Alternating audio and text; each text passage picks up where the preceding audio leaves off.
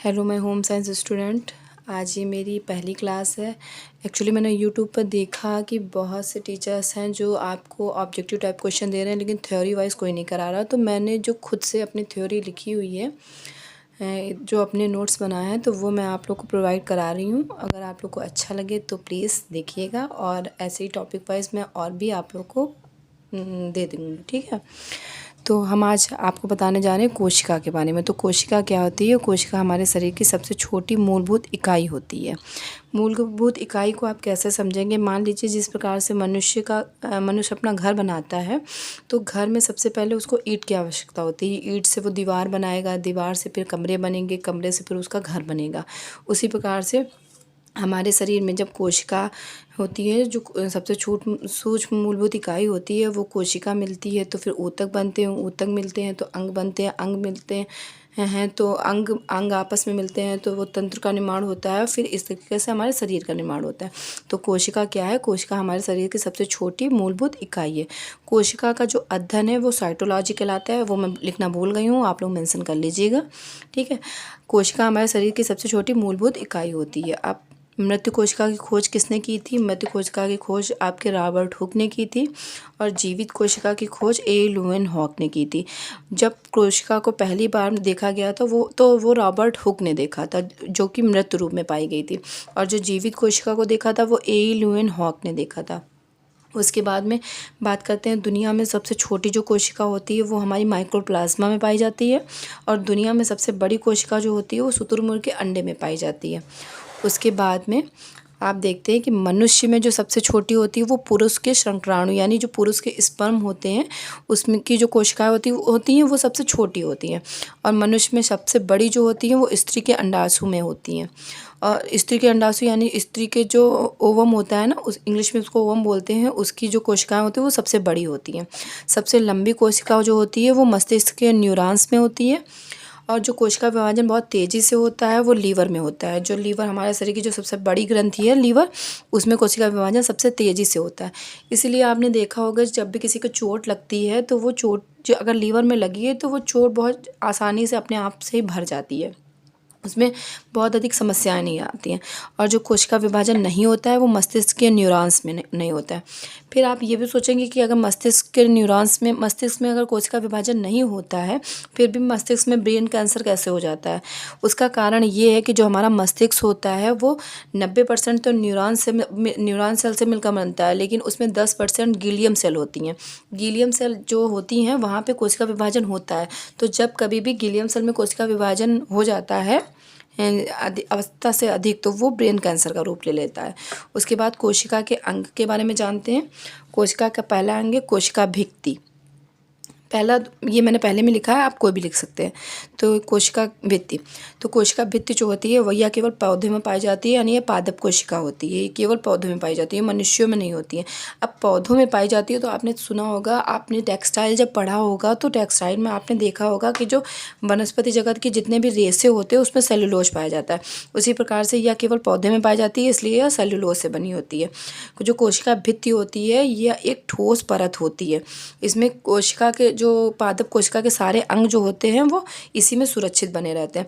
मान लीजिए आप मैं मार्केट से कोई सामान ला रहे हैं, तो आपको एक उसकी आवश्यकता होगी, एक थैले की, तो जिसमें आपका सारा सामान सुरक्षित बना रहा है। उसी प्रकार से कोशिका भित्ति जो होती है वो पादप कोशिकाओं के अंगों को सुरक्षा प्रदान करती है। उस सारे अंग उसी में सुरक्षित बने रहते हैं, ठीक है। अब आगे देखते हैं। इसके बाद बात आती है कोशिका कला। तो कोशिका कला क्या होती है? यह जंतु और पादप दोनों में पाई जाती है।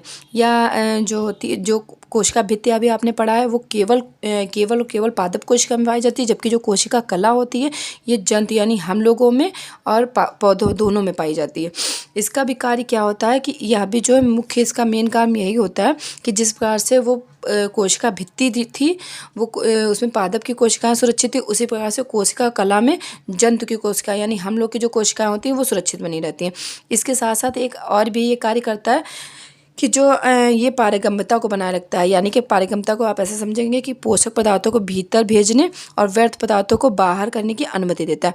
यानी जो भी पोषक पदार्थों की कोशिका में आवश्यकता होती है, मान लीजिए आपका ग्लूकोज़ हो गया या आपका ग्लूकोज़ गया वो माइटोकॉन्ड्रिया में, सॉरी, ऑक्सीजन गई माइटोकॉन्ड्रिया में, तो ये जो पोषक पदार्थों की आवश्यकता हो गई उनको भीतर जाने के लिए, और जो व्यर्थ पदार्थ जिनको अंदर नहीं जाना उनको बाहर ही रोक देती है। और यह जो कोशिका कला होती है इसको सेल मेम्ब्रेन भी कहते हैं या कोशिका झिल्ली भी कहलाती है। यह प्रोटीन की बनी हुई होती है। यह काफ़ी पतली झिल्ली होती है जो कि सेल मेम्ब्रेन भी कहलाती है और प्रोटीन की बनी हुई झिल्ली होती है। ठीक है, ये भी मैंने यहाँ पे थोड़ा मेंशन नहीं किया था, वो भी आप कर लीजिएगा। ठीक है, माइटोकॉन्ड्रिया। तो माइटोकॉन्ड्रिया क्या होता है, इसको हम कोशिका का ऊर्जा ग्रह कहते हैं। इसका मुख्य कार्य क्या होता है, मान लीजिए जब हम सांस लेते हैं ना तो हम लोग ऑक्सीजन लेते हैं, कार्बन डाइऑक्साइड छोड़ते हैं। तो वो जो ऑक्सीजन होती है वो हमारे शरीर में जब जाती है तो वो हमारे फेफड़े में जाती है। कहाँ पे जाती है, फेफड़े में। तो जो हमारा हीमोग्लोबिन होता है, जो रक्त में हीमोग्लोबिन होता है वो उसको ले जाके माइटोकॉन्ड्रिया में देता है। तो माइटोकॉन्ड्रिया में देता है, तो माइटोकॉन्ड्रिया में भी ऊर्जा का निर्माण होता है। तो फेफड़े में जो श्वसन की प्रक्रिया है वो बाह्य श्वसन कहलाया, और माइटोकॉन्ड्रिया में जो श्वसन की प्रक्रिया है वो आंतरिक श्वसन कहलाया। तो वहाँ पे क्या होता है, वहाँ पे माइटोकॉन्ड्रिया में एक उंगलीनुमा संरचना होती है, उंगली के जैसे एक संरचना दिखाई देती है जिसमें किस्टी नामक तरल पदार्थ भरा होता है।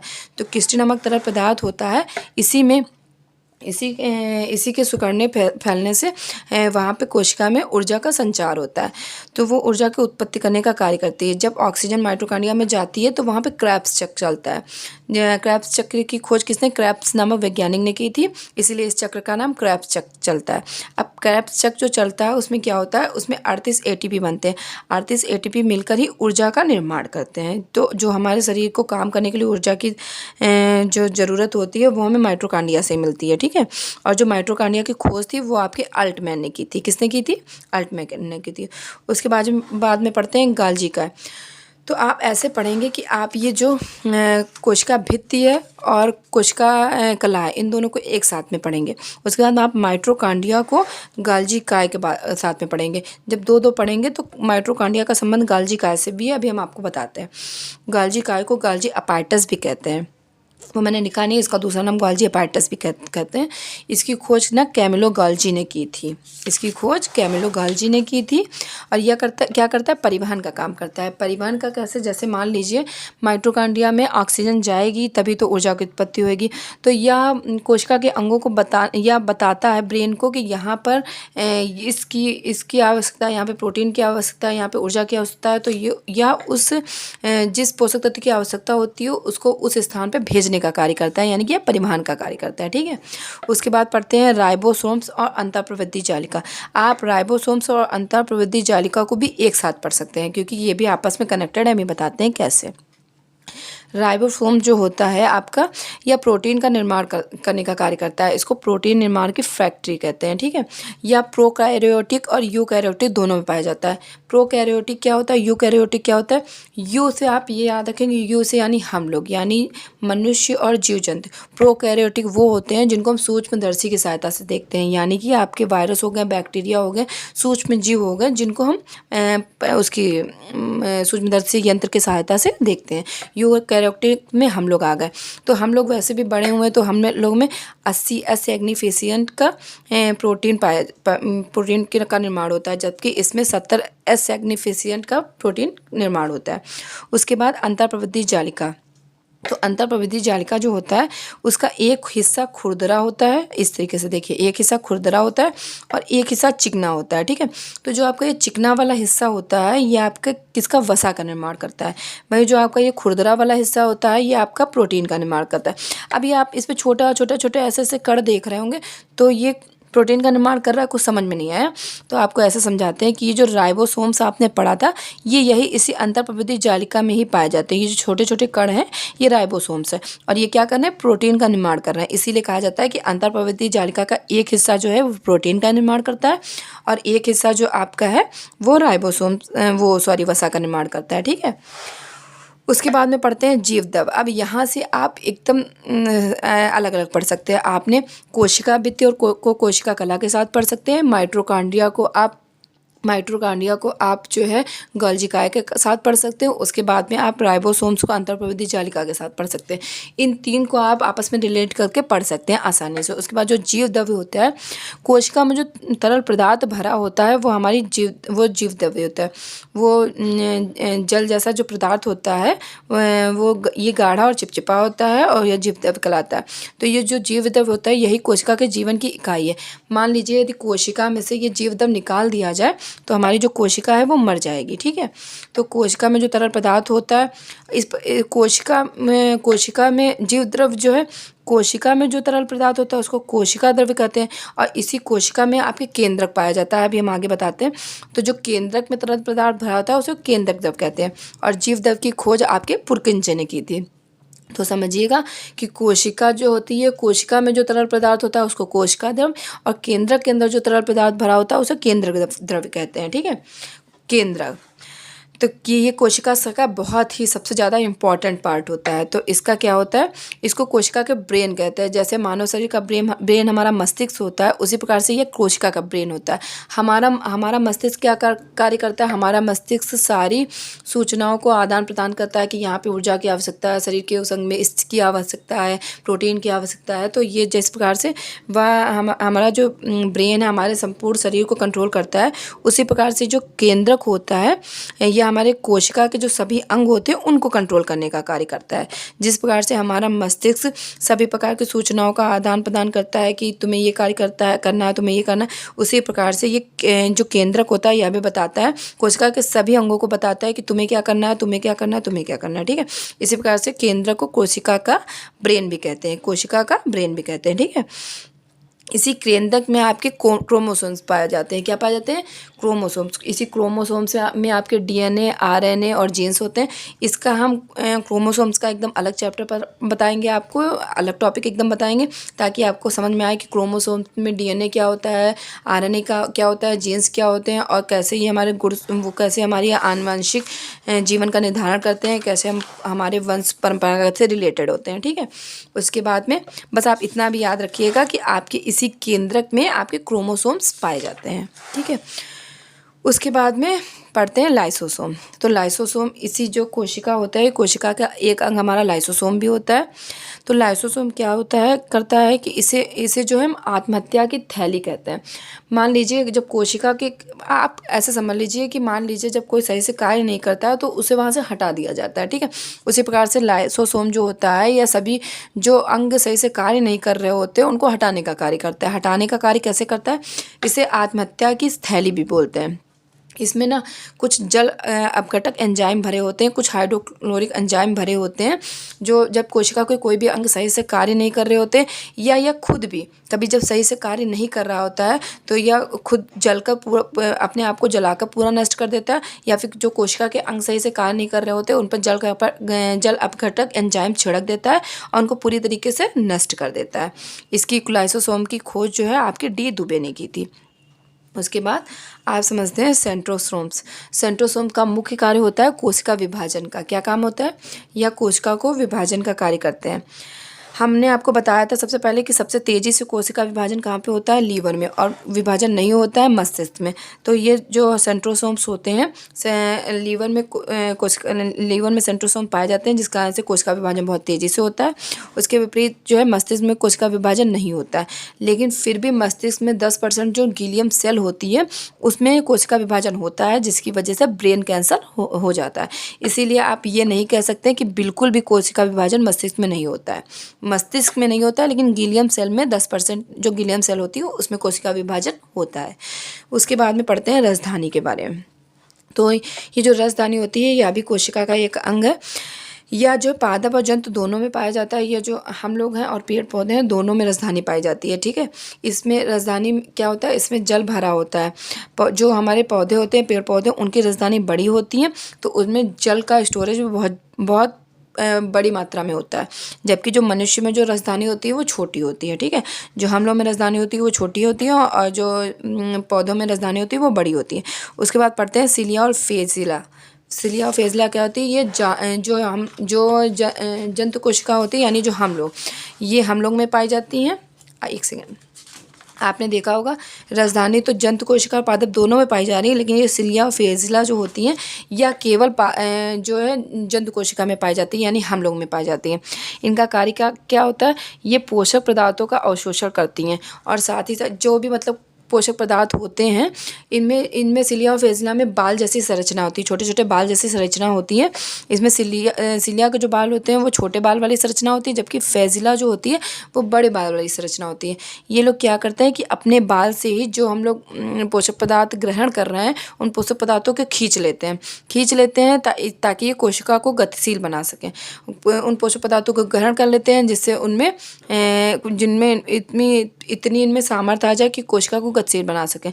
ठीक है, हमारे जो पुरुष के स्पर्म होते हैं उस पुरुष के स्पर्म आपने देखा होगा कि वो गतिशील होते हैं स्पर्म जाके तभी तो अंडाशु से जाके मिलते हैं फैलोपियन ट्यूब में। जब मेल और फीमेल आपस में मिलते हैं उनका जो फैलोपियन ट्यूब में आपके जो अंडे से स्पर्म मिलता है जाके, तो स्पर्म में गतिशील होते हैं जिस कारण से जो ये इनकी जो गति होती है सिलिया और फ्लैजेला के कारण ही होती है। ठीक है, उसके बाद में लवक। आपने पढ़ा कि सिलिया और फ्लैजेला जो है वो केवल आपके जंतु कोशिका में पाए जा रहे हैं। जो लवक हैं आपके वो केवल आपकी पादप कोशिका में पाए जाते हैं। ये केवल पादप कोशिका में पाए जाते हैं। यह भी 3 प्रकार के होते हैं। तो कैसे, इसको समझते हैं। एक होता है क्लोरोप्लास्ट, दूसरा होता है ल्यूकोप्लास्ट, तीसरा होता है क्रोमोब्लास्ट। तो आपका जो क्लोरोब्लास्ट होता है या हरे रंग के जो पदार्थ होते हैं उनमें पाया जाता है। हरे रंग के पदार्थ में आप कैसे समझेंगे कि आपका जो पत्तियां हो गई, आपके जो पेड़ में जो हरे हरे चीज़ें दिखाई दे रही हैं उनमें क्लोरोब्लास्ट पाया जाता है। तो यह क्या करता है, यह भोजन निर्माण का कार्य करता है। जो क्लोरोब्लास्ट होता है वो भोजन निर्माण का काम करता है। उसके बाद में पढ़ते हैं ल्यूकोप्लास्ट। जो ल्यूकोप्लास्ट होता है यह मूल और जड़ में पाया जाता है। यह जो है भोजन को बनाया किसने, क्लोरोप्लास्ट में, और यह भोजन का संग्रहण क्या काम करेगा। संग्रहण यानी कि भोजन को सुरक्षित बना के रख दे, स्टोर करके रख देगा, यानी कि उसका संग्रहण कर देगा। भोजन निर्माण क्या में ने, और भोजन का संग्रहण का कार्य किया ल्यूकोप्लास्ट ने। और क्रोमोप्लास्ट आपने पढ़ा होगा कि जो गाजर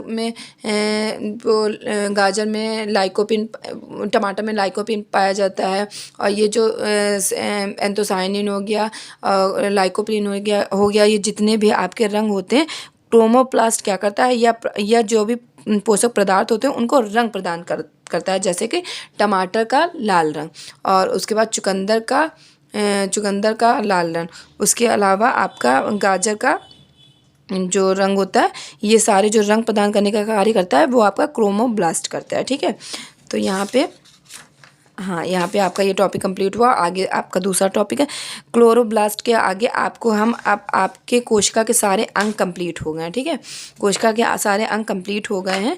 अब आपको हम आगे जो पढ़ाएंगे वो हम आपको बताएंगे केंद्रक में जो क्रोमोसोम्स होता है उसके बारे में। ठीक है, तो आज आपने क्या पढ़ा, आज आपने देखा कोशिका के बारे में। कोशिका क्या है, कोशिका की खोज किसने की, छोटी कोशिका, बड़ी कोशिका, मनुष्यों में सबसे लंबी कोशिका, सबसे छोटी कोशिका, कोशिका विभाजन कहाँ पे होता है, कहाँ पे नहीं होता, कोशिका के अंग। मैंने आपको बताया था कि कोशिका भित्ति को आप कोशिका कला के साथ पढ़िएगा, माइटोकॉन्ड्रिया को आप माइटोकॉन्ड्रिया को आप गोल्गी काय के साथ में पढ़िएगा। उसके साथ साथ राइबोसोम्स को आप अंडाप्रवृद्धि जालिका के साथ पढ़िएगा, और जीवद्रव्य को आप सिंगल पढ़िएगा, केंद्रक को आप सिंगल पढ़िएगा क्योंकि ये काफ़ी ईजी हैं। उसके अलावा लाइसोसोम्स को भी आप सिंगल पढ़िएगा, सेंट्रोसोम्स को भी सिंगल पढ़िएगा। लाइसोसोम्स मारने का कार्य करता है, सेंट्रोसोम विभाजन का कार्य करता है। जीवद्रव्य जो होती है कोशिका के जीवन की इकाई होती है। केंद्रक जो होती है वो सारे अंगों को सेल्स के सारे जो अंग होते हैं उनको कंट्रोल करने का कार्य करता है। राजधानी को भी सिंगल पढ़िएगा। उसके बाद सिलिया और फ्लैजेला को आप ऐसे पढ़ सकते हैं कि यह जंतु कोशिका में पाई जाती है और यह गति प्रदान करने का कार्य करती है। उसके अलावा लवक केवल पादप कोशिका में पाए जाते हैं। यह भोजन के निर्माण करता है, यह भोजन को रंग प्रदान या संग्रह करता है, और यह भोजन को रंग प्रदान करता है। ठीक है, तो यहाँ पे आज का ये हमारा टॉपिक कंप्लीट हुआ। आई होप आप लोग को अच्छा लगा हुआ होगा। उसके बाद में आपको मैं जो आपका केंद्रक में क्रोमोसोम्स होता है उसके बारे में पढ़ाऊँगी।